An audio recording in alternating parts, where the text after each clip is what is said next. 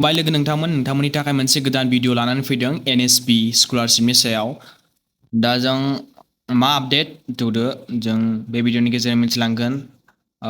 जोंहा एनएसपिनि वेबसाइटआव थांनानै जोंहा स्किम अन एनएसपिआव थांनानै बेनि उनाव स्टेट स्किम बेयाव क्लिक खालामनानै स्टेट अफ आसामखौ क्लिक खालामनानै सार्च खालामब्ला नुगोन जे जोंहा सिगां समाव मामोन बेयाव नायब्ला नुगोन बेयाव सिगाङाव जोंहा एससि स्टुडेन्टसफोरनि थाखायल' एससि स्टुडेन्टसफोरनि थाखायल' बेयाव जोंहा स्कलारशिपआ अपेन जानानै दंमोन।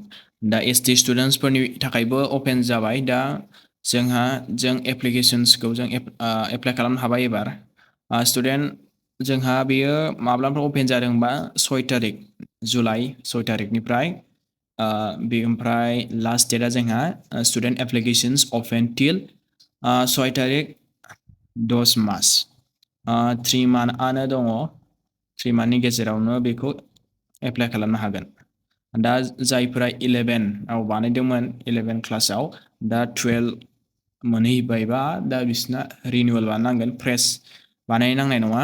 आङो बेखौ भिडिअ लाबोगोन। दा पस्ट मेट्रिक बेथ' अबिएससिफोरना जोंहा एसटिआसो माब्लानिफ्राय जादों 6 तारिखनिफ्राय। नैबे एससिनाथ' गोबावसै एससिफोरना 1 तारिखआवनो।